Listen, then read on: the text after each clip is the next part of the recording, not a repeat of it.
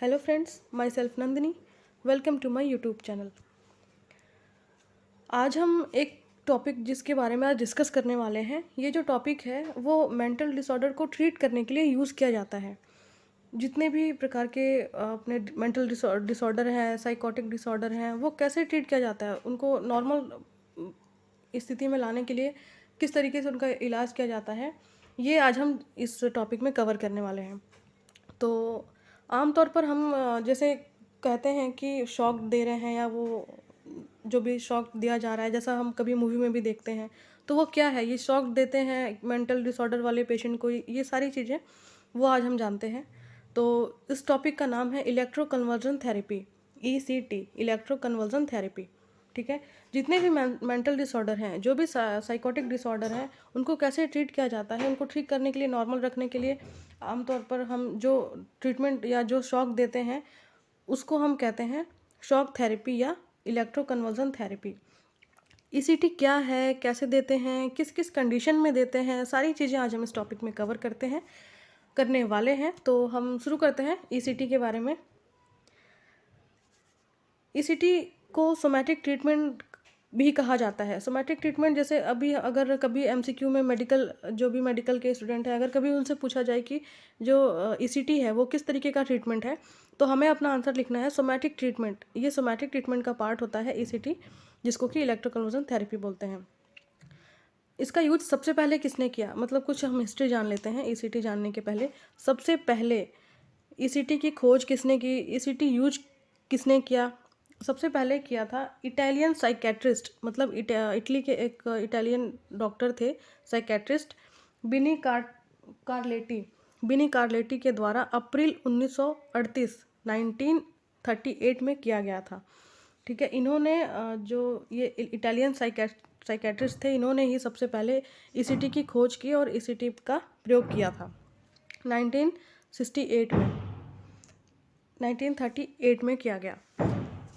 अब हम कुछ डेफिनेशन जान लेते हैं ECT का, इलेक्ट्रो कन्वर्जन थेरेपी का। यह एक ऐसा ट्रीटमेंट है जिसमें पर्सन के ब्रेन में आर्टिफिशियल करंट प्रोवाइड किया जाता है। पेशेंट के, किसी भी साइकेट्रिक पेशेंट या मेंटल डिसऑर्डर पेशेंट के ब्रेन में आर्टिफिशियल करंट प्रोवाइड किया जाता है, जिससे कि पेशेंट के अंदर ग्रैंड माल सीजर प्रोवाइड करते हैं। एक आर्टिफिशियल करंट के थ्रू पेशेंट के अंदर ग्रैंड माल सीजर उत्पन्न करते हैं, मतलब पैदा करते हैं करंट के थ्रू। इसे ही हम ECT बोलते हैं। ठीक है। अब ये ग्रैंड माल सीजर क्यों प्रोवाइड किया जा रहा है, ये क्या है और ये कैसे वर्क कर रहा है ECT, इसके बारे में जानते हैं। इसके कुछ पैरामीटर्स हैं, ECG के कौन कौन से पैरामीटर हैं, इसको कैसे यूज करते हैं, ये हम जानते हैं। Voltage, duration and frequency. Voltage कितनी रखना है, ड्यूरेशन कितना होना चाहिए, देते हैं जब तब, और फ्रीक्वेंसी मतलब कब कब दे सकते हैं, ये तीन चीज़ हम डिस्कस करते हैं। वोल्टेज रखना होता है 70 से 120 वोल्ट। ठीक है। जो भी साइकेट्रिक डॉक्टर हैं वो डिसाइड करते हैं कि उसे कितना वोल्टेज की ज़रूरत है पेशेंट के ब्रेन में करंट प्रोवाइड करने के लिए। तो वो 70 से 120 के बीच में पेशेंट के डिजीज़ कंडीशन के अकॉर्डिंग वोल्टेज सेट किया जाता है। ड्यूरेशन सब में सेम होता है। ड्यूरेशन की हम बात करें तो 0.7 से 1.5 सेकेंड तक ही दे सकते हैं, मतलब ये इतना तुरंत, एक जैसे शॉक दिया और तुरंत हटा लेते हैं, इसमें कोई बहुत ज़्यादा टाइम नहीं रखते हैं पेशेंट के ब्रेन पे लगा के, ऐसा कुछ नहीं है। 0.7 से 1.5 सेकेंड तक ही देते हैं। फ्रीक्वेंसी की हम बात करें कि कब कब दे सकते हैं, तो फ्रीक्वेंसी ये है कि 3 टाइम इन अ वीक, मतलब एक हफ्ते में पेशेंट को 3 बार ECT किया जा सकता है। इलेक्ट्रो कन्वर्जन थेरेपी 3 बार दिया जा सकता है, इससे ज़्यादा नहीं दे सकते। और वो भी अल्टरनेट डे पे देते हैं। ऐसा नहीं कि 1 वीक में 3 बार देना है तो तीनों एक साथ दे दिए, नहीं। अल्टरनेट डे मतलब 2 दिन या 1 दिन छोड़ के देते हैं। और वो भी साइकेट्रिक डॉक्टर हैं, जो साइकेट्रिस्ट डॉक्टर, उनके ऑर्डर के बाद ही हम पेशेंट को ECT करा सकते हैं या ECT दे सकते हैं, हमारे डॉक्टर के प्रिस्क्रिप्शन के बाद। और अगर हम मैक्सिमम बात करें कितनी दी जा सकती है, तो पेशेंट का जैसे ट्रीटमेंट चल रहा है, अगर किसी भी साइकेट्रिक डिसऑर्डर है पेशेंट को और उसके लिए चल रहा है, उस प्रॉब्लम के लिए, तो 3 से 12 बार ही दिया जा सकता है। 3 से 12 टाइम पे ECT दिया जा सकता है। अगर हम मैक्सिमम ECT की बात करें, जैसे कुछ पर्सन ऐसे होते हैं जिसमें 15 साल 20 साल कंटिन्यू उनका ट्रीटमेंट चल रहा है, वो नॉर्मल आते हैं, फिर जैसे उनके कुछ न्यूरोलॉजिकल केमिकल्स होते हैं वो बढ़ते हैं घटते हैं, तो पेशेंट को फिर धीरे धीरे वो मेंटल एक्टिविटी वो करने लगता है, डिसऑर्डर होने लगता है। तो इस तरीके से किसी किसी पेशेंट में बहुत लंबे समय से मेडिकल चलता रहता है, ये ट्रीटमेंट चलता रहता है। तो मैक्सिमम हम 25 ECT ही प्रोवाइड कर सकते हैं उसके पूरे एक लाइफ में। अब हम ये जान लेते हैं कि जैसे जो हम ECT दे रहे हैं उससे पेशेंट को एक इलेक्ट्रिकल करंट देकर ग्रैंड माल सीजर पैदा किया जा रहा है उसके ब्रेन के अंदर। तो ये ग्रैंड माल सीजर क्या है? ग्रैंड माल सीजर 2 टाइप के होते हैं, tonic seizure and clonic seizure. जब पेशेंट को ECT दिया जाता है तो ग्रैंड माल सीजर के साथ टॉनिक एंड क्लॉनिक सीजर भी देखने को मिलता है। अब ये टॉनिक क्लॉनिक सीजर हम कैसे पहचानेंगे, ये भी बात कर लेते हैं। टॉनिक सीजर जो है वो 10 से 15 सेकंड के लिए देखने को मिलेगा, क्लॉनिक सीजर जो है वो 30 से 60 सेकंड के लिए देखने को मिलेगा। अब हम देखते हैं कि टॉनिक और क्लॉनिक सीजर में हम फ़र्क कैसे पहचानेंगे। अगर पेशेंट को ECT दिया और डॉक्टर दे के चले गए तो हम उस जो भी पर्सन है जिसको ECT किया गया है उसको उसकी किस एक्टिविटी को देख के हम पता कर सकते हैं कि टॉनिक सीजर है या क्लॉनिक सीजर है, उस पर डिस्कस करते हैं। टॉनिक सीजर में हम देखते हैं planter extension. Planter extension identification mark होता है टॉनिक सीजर में। टॉनिक सीजर में प्लांटर एक्सटेंशन देखते हैं, जैसे उसके जो पैर हैं, प्लांटर जो है पैर, उसमें एक्सटेंशन देखने को मिलेगा, मतलब वो एक्सटेंड होगा। ठीक है, इससे हम पता करते हैं कि पेशेंट को टॉनिक सीजर है।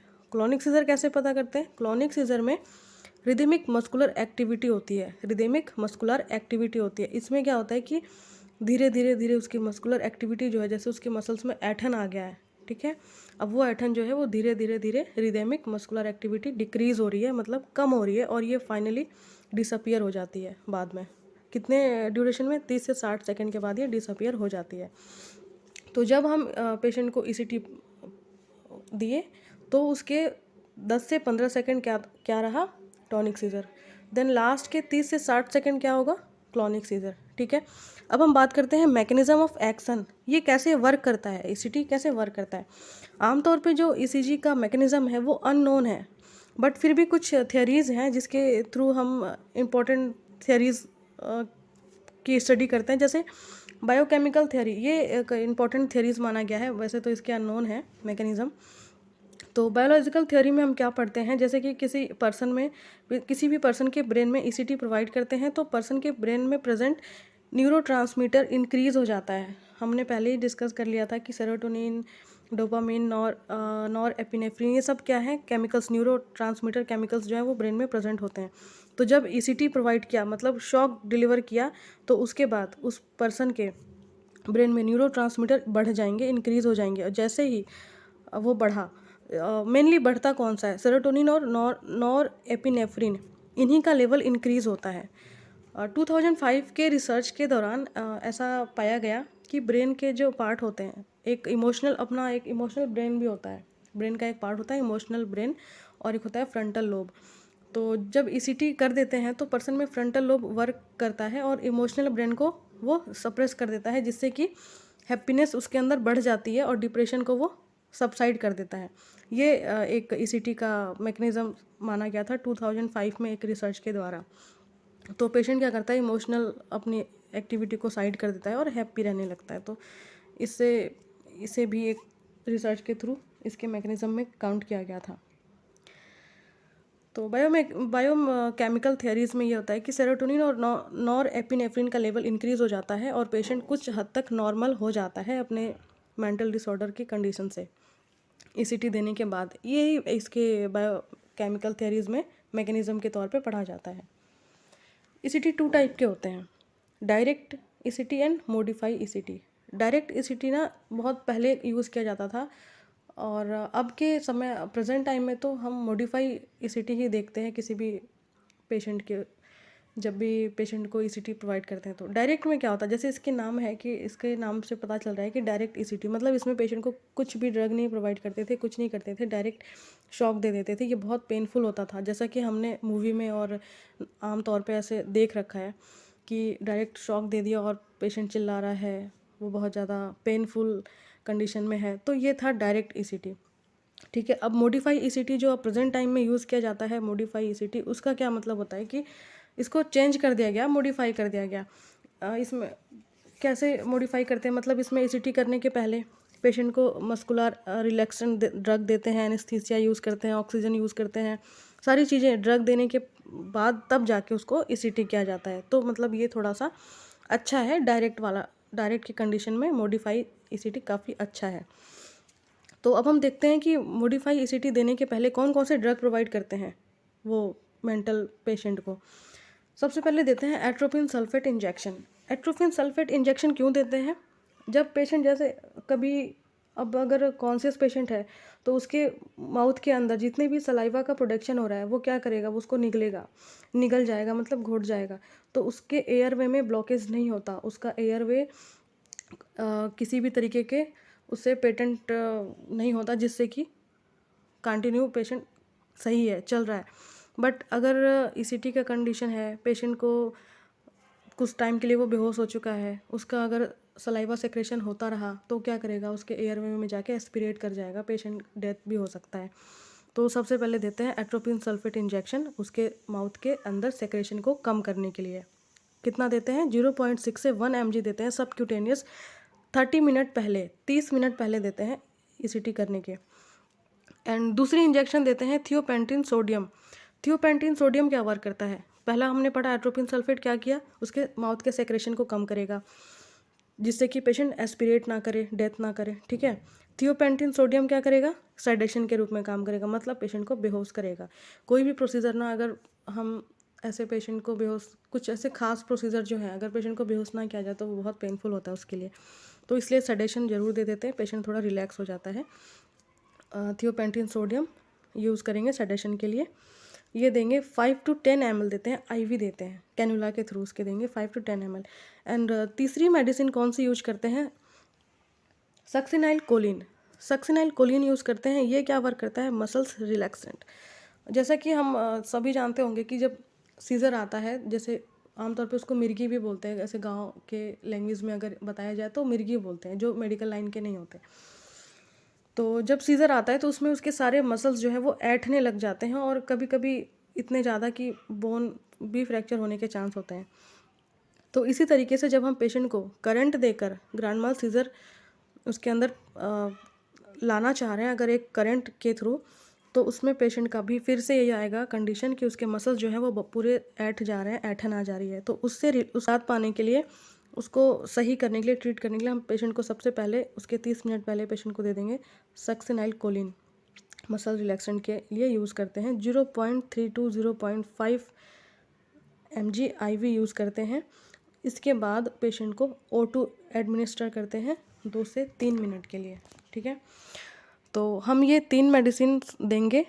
मॉडिफाई ईसीटी में कौन कौन सा देते हैं? एट्रोपिन सल्फेट इंजेक्शन सेक्रेशन को कम करने के लिए, थियोपेंटिन सोडियम सेडेशन के लिए, सक्सिनाइल कोलिन मसल्स को रिलैक्सेंट करने के लिए, ठीक है। अब हम देखते हैं प्लेसमेंट ऑफ इलेक्ट्रोड। ये इलेक्ट्रोड को कहाँ पे प्लेसमेंट कहाँ पे किया जाता है? पहले जैसे हम पढ़ रहे थे कि 2 टाइप होते हैं, प्लेसमेंट के भी 2 टाइप होते हैं, यूनिलैटरल एंड बाईलैटरल। यूनिलैटरल में क्या होता है? सिर्फ एक साइड शॉक डिलीवर किया जाता है, और बाईलैटरल में क्या होता है? दोनों साइड शॉक डिलीवर किया जाता है। यूनिलैटरल में हम कौन सा साइड यूज़ करते हैं ये बता दो। Non dominant. अगर कोई पर्सन लेफ्ट हैंडेड है तो उसके राइट साइड में शॉक डिलीवर करेंगे, अगर कोई पर्सन राइट हैंडेड है तो उसके लेफ्ट साइड में इलेक्ट्रोड जो है वो करंट ब्रेन में पास करेंगे। और बाईलैटरल में तो जैसा नाम से ही पता लग रहा है बाईलैटरल, तो हम दोनों यूज़ करते हैं, दोनों साइड यूज़ करते हैं। कुछ बेनिफिट्स हैं, जैसे यूनिलैटरल के बेनिफिट्स क्या हैं कि इसमें मेमोरी लॉस नहीं होती, पेशेंट की मेमोरी लॉस नहीं होती। और बाईलैटरल में क्या होता है, कुछ टाइम के लिए उसकी जो मेमोरी होती है वो लॉस हो जाती है, और वो भी उसकी जो अभी करंट की जो मेमोरी है ना वो लॉस हो जाती है, बाकी जो पहले की, बहुत पहले की उसकी जो मेमोरीज़ हैं वो लॉस नहीं होती, जिसको कि कहते हैं रिसेंट मेमोरी लॉस। ये बाईलैटरल के साइड इफ़ेक्ट है, रिसेंट मेमोरी लॉस हो जाता है, बट यूनिलैटरल में मेमोरी लॉस नहीं होता।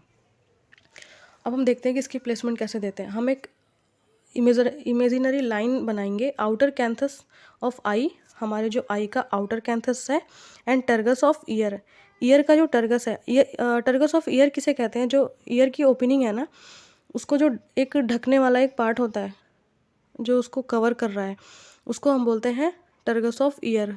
वहाँ से मिलने वाली लाइन, ये इमेजिनरी लाइन से मिड पॉइंट पे, इसके मिड पॉइंट पे 2.5 सेंटीमीटर ऊपर ये जो पॉइंट मिल रहा है ना, वहाँ पे करते हैं बाइलेटरली इलेक्ट्रोड को प्लेस किया जाता है और करंट डिलीवर किया जाता है। अब हम बात करते हैं इंडिकेशन और कॉन्ट्रा इंडिकेशन। इंडिकेशन मतलब किस किस कंडीशन में दिया जा सकता है और दिया जाता है, जैसे मेंटल डिसऑर्डर में दिया जाता है, तो वो कौन से हैं। मेजर डिप्रेशन, कभी भी अगर कहीं पे भी ऐसा पूछा जाए कि किस कंडीशन में ईसीटी करते हैं, तो हमारा सबसे पहला आंसर होना चाहिए मेजर डिप्रेशन। अगर पेशेंट मेजर डिप्रेशन में है, अगर उसको सुसाइड करने का ख्याल आ रहा है, ऐसा है वो डिप्रेशन में है, तो उस टाइम पे पेशेंट को ट्रीट करने के लिए ईसीटी यूज करते हैं। एंड सेकंड आता है कैटाटोनिक सीजर, कैटाटोनिक सीजर में यूज किया जाता है। एंड थर्ड में कैटाटोनिक सिजोफ्रेनिया में यूज़ किया जाता है। एंड थर्ड की बात करें तो मैनिया में यूज़ किया जाता है। अब हम कॉन्ट्रा इंडिकेशन की बात करते हैं कि किस कंडीशन में नहीं दिया जाता ईसीटी, तो वो होता है इंक्रीज आईसीपी। जब भी किसी भी पेशेंट का इंट्राक्रेनियल प्रेशर अगर डिक्रीज़ है, इंक्रीज़ है, अगर बढ़ा हुआ है उसका आईसीपी, जैसे 0 से 15 mm ऑफ एचजी होता है, अगर वो आईसीपी इंट्राक्रेनियल प्रेशर अगर बढ़ा हुआ है, तो उस कंडीशन में पेशेंट को ईसीटी नहीं करेंगे, इलेक्ट्रोकन्वर्जन थेरेपी नहीं दे सकते हैं। हार्ट रिलेटेड डिजीज़, अगर पेशेंट को कार्डियो से रिलेटेड कोई भी डिजीज़ है, एमआई है, एंजाइना पेक्टोरिस है, या कोई भी डिजीज़, तो उसमें भी हम ईसीटी को यूज़ नहीं कर सकते। एंड थर्ड होता है ऑस्टियोपोरोसिस, मतलब अगर बोन से रिलेटेड डिसऑर्डर है तो भी हम ईसीटी यूज़ नहीं कर सकते। एंड हमारा फोर्थ कॉन्ट्राइंडिकेशन होता है retinal D attachment. Retinal D attachment में भी हम पेशेंट को ईसीटी यूज़ नहीं कर सकते। एंड फिफ्थ की बात करें तो वो होता है प्रेगनेंसी। प्रेगनेंसी में भी इलेक्ट्रोकन्वर्जन थेरेपी यूज़ नहीं कर सकते, ठीक है। और इसका साइड इफ़ेक्ट मैंने बता ही दिया था कि मेमोरी लॉस हो जाता है, कन्फ्यूज़न होता है, और रिसेंट मेमोरी लॉस होती है। अगर मेनली बात करें तो रिसेंट मेमोरी लॉस होती है। और फिर इसमें पेशेंट के जो टंग होते हैं, वो पेशेंट बाइट कर लेता है अपने टंग में, उसके लिप्स में प्रॉब्लम आ जाती है, होठ ड्राई हो जाते हैं। ये सारे इसके साइड इफ़ेक्ट हैं। तो अब मैं आपको एक बार फिर से सारी चीज़ें रिवाइज़ कर देती हूँ। इलेक्ट्रोकन्वर्जन थेरेपी सबसे पहले किसने इसकी खोज की थी, तो वो थे इटालियन साइकेट्रिक बिनी कार्लेटी, जिनके द्वारा इसकी खोज की गई, और वो 1938 में किया गया था।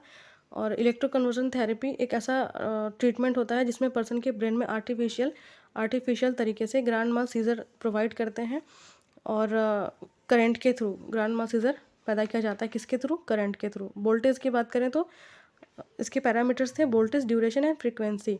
वोल्टेज की बात करें तो 70 से 120 वोल्टेज का यूज करते हैं। ड्यूरेशन की बात करें तो 0.7 से 1.5 सेकंड यूज़ करते हैं। फ्रीक्वेंसी की बात करें तो 1 वीक में 3 टाइम ही यूज़ किया जा सकता है। और पूरे अगर उसकी ट्रीटमेंट में पूरे लाइफ की बात करें तो सिर्फ ये 25 मैक्सिमम यूज़ किया जा सकता है, 25। और ग्रैंड माल सीजर भी हमने 2 टाइप का पढ़ा, tonic and clonic. Tonic grand mal seizure में क्या होता है कि पेशेंट का जो प्लांटर एक्सटेंशन है वो देख के हम बता सकते हैं कि टॉनिक सीजर है, वो भी कब तक होता है, 10 से 15 सेकंड तक। क्लोनिक सीजर की हम बात करें तो इसमें पेशेंट के जो रिदमिक मस्कुलर एक्टिविटी है वो धीरे नॉर्मल स्टेज में आता है और फाइनली डिसअपियर हो जाता है। अगर हम मैकेनिज़्म की बात करें कि एक्शन कैसे कर रहा है, तो एक्शन तो अननोन है, पर फिर भी कुछ रिसर्च और कुछ बायोकेमिकल थियरीज़ के द्वारा हम ये पढ़ते हैं कि पर्सन जब ये ईसीटी करते हैं तो पर्सन के ब्रेन में न्यूरोट्रांसमीटर सेरोटोनिन और नॉर एपिनेफ्रिन का लेवल जो है इंक्रीज़ हो जाता है, जिससे कि पेशेंट अपने नॉर्मल कंडीशन में आने लगता है धीरे धीरे करके। और 2005 के रिसर्च में बताया गया था कि जो अपना इमोशनल ब्रेन है वो ईसीटी के बाद क्या होता है, वो हैप्पी ब्रेन में चेंज हो जाता है। मतलब उसके जो हैप्पीनेस है वो धीरे धीरे उसके ब्रेन में रिलीज़ होने लग जाती है और पेशेंट डिप्रेशन से बाहर हो जाता है। ईसीटी 2 टाइप का था, डायरेक्ट एंड मॉडिफाई। ये मैंने आपको बताया। डायरेक्ट में क्या करते थे, पहले कोई मेडिसिन नहीं देते थे, पहले के टाइम में, आज से काफ़ी साल पहले डायरेक्ट में कोई मेडिसिन यूज़ नहीं करते थे, पेशेंट को डायरेक्ट शॉक दे देते थे, यानी कि इलेक्ट्रिक उसके ब्रेन में प्रोवाइड कर देते थे। ये काफ़ी पेनफुल होता था, बहुत ही डेंजरस भी होता था, डेथ भी कभी कभी ऐसे पेशेंट में देखने को मिलता था। एस्पायरेशन के चांसेस होते थे, ऑक्सीजन की कमी हो जाती थी, ये चीज़ें होती थी उस टाइम पे साइड इफ़ेक्ट। और सेकंड ईसीटी के टाइप हमने पढ़ा मॉडिफाई ईसीटी। मॉडिफाई ईसीटी में क्या पढ़ा था कि उसको देने के पहले, ईसीटी देने के पहले क्या करेंगे, कुछ मेडिसिन्स ड्रग प्रोवाइड कर देंगे, जैसे कि एट्रोपिन सल्फेट। एट्रोपिन सल्फेट क्यों दे रहे थे, उसके माउथ के सेक्रेशन को कम करने के लिए, मतलब सलाइवा के प्रोडक्शन को कम कर रहा था ये मेडिसिन एट्रोपिन सल्फेट। 30 मिनट पहले देना है।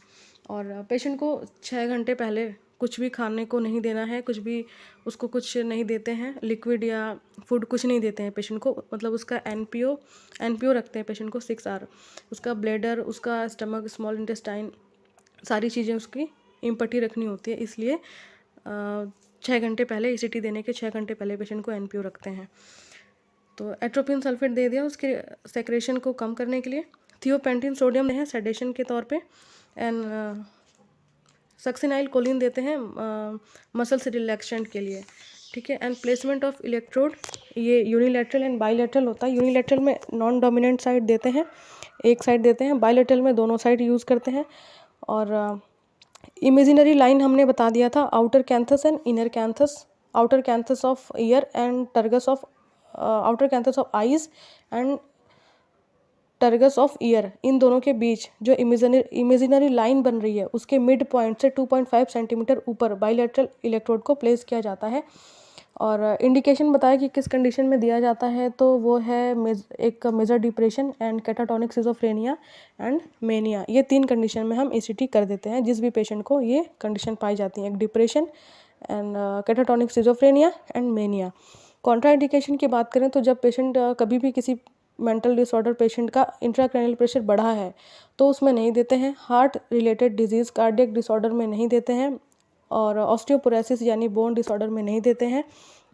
रिटाइनल डी अटैचमेंट में भी नहीं देते हैं, प्रेगनेंसी में भी नहीं देते हैं।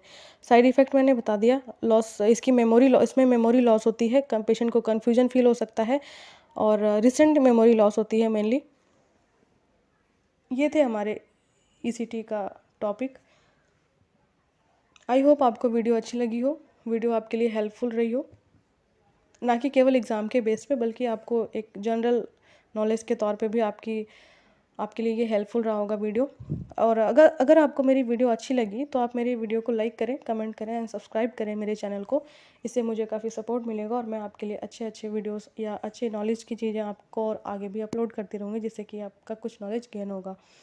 तो ठीक है, थैंक यू।